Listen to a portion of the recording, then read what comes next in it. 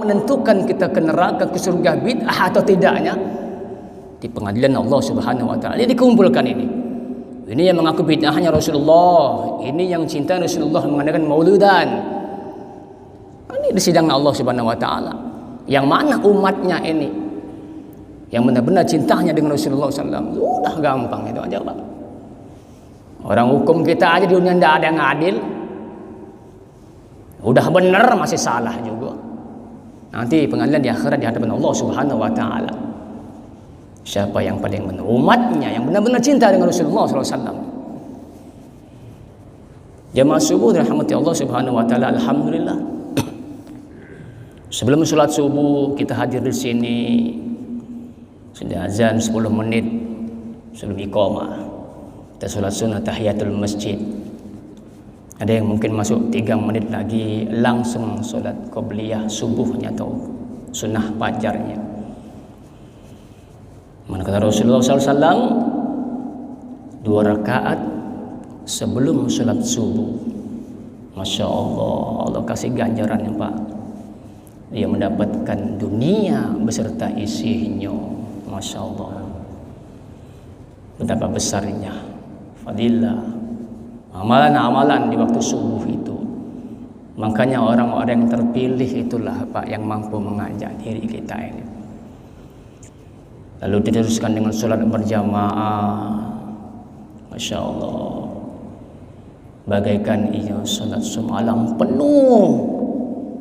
Sholat subuh berjamaah di masjid. Masya Allah.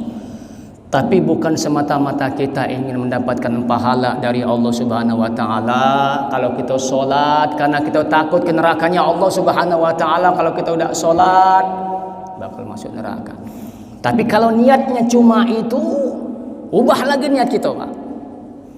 Tapi jadikan setiap kita beribadah dengan Allah Subhanahu wa taala itu baik sholat, puasa, zakat, haji dan sebagainya. Niatkan dalam hati kita semata-mata mengharapkan keridhaan Allah Subhanahu wa taala. Gampang bagi Allah Bu, Pak. Kalau sudah kita bagus ibadah kita mah sama kalau kita lomba-lomba, Pak. Kalau bagus pasti juara 1. Intinya kayak itu bela. Kita menang jadi qori, bagus tajwidnya juara 1. Begitupun kita ibadah. Kalau ibadah kita sudah benar,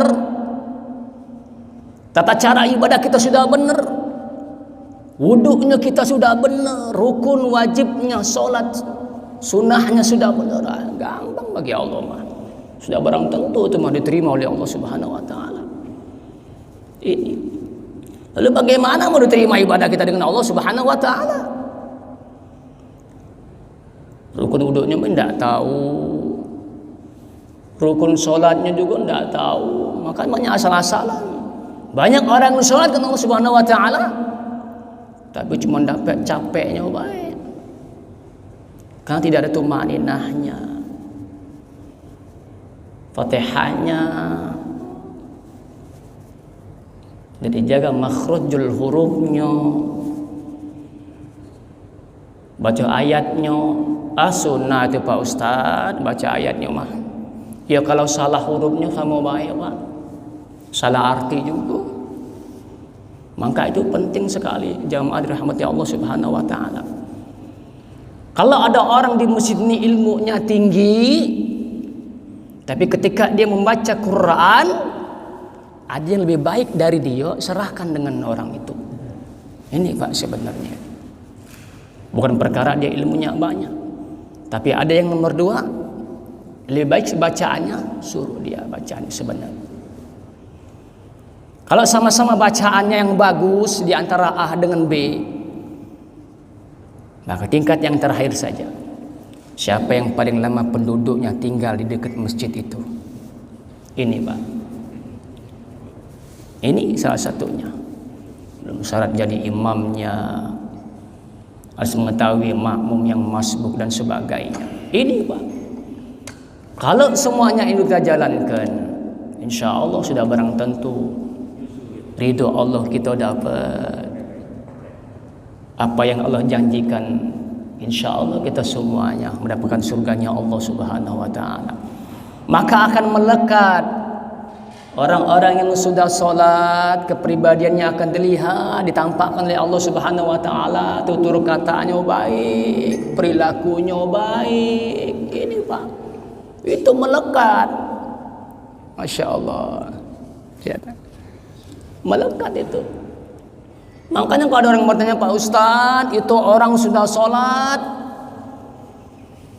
5 waktu tidak pernah tinggal di awal waktunya berjamaah di masjid, tapi kok kenapa selalu menggibah terus?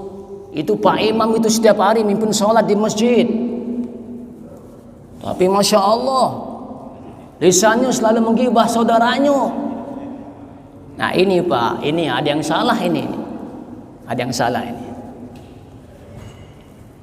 Sudah jelas. Sholat itu menurut bahasa adalah doa, maka penuh doa di dalam sholat itu. Ketika qaulnya Allahu Akbar, qalbunya nyatu dengan Allah, qalbiyahnya nyatu dengan Allah. Ketika qaulnya mengucap, setelah Fatihah ada ayat pendek, lalu ruku kita baca doa, i'tidal kita baca doa. Ini lisan ini selalu ucapan yang baik-baik. Maka terjemahkan dalam kehidupan sehari-hari. Inilah contoh orang-orang yang sudah sholat. Tawadu, ya, lemah lembut, tutur katanya baik. Akan ditunjukkan oleh Allah Subhanahu wa taala. Wujudnya dipandang orang tuh adem, Pak ini. Segen Pak, orang lihat itu segen, bukan takut. Beda Pak orang yang segan dengan yang takut. Tapi kalau orang yang takut Pak, oh enggak mau deket dia Pak, enggak mau deket. Takut. Kalau orang yang segan Pak, orang melihat itu mau dekat dengan dia, senyum. Kalau dekat dengan dia itu adem, tenang, nyaman. Itu Pak kalau orang segan itu. Tapi kalau orang yang ditakuti, sedikit dia ngomong dengan dia takut Pak, takut kaget dikontaninya. Ini. Maka beda dengan orang segan. Kalau segan tuh orang tuh mau dekat dengan dia, dekat dengan itu tuh aman, tenang, lemah, adem, ngomongnya baik. Ada sahabat yang bicarakan di orang lain, dia berlari Pak. Oh, maaf, aku ada gawe dikit. Ini tidak mau dia, tidak mau. Nah inilah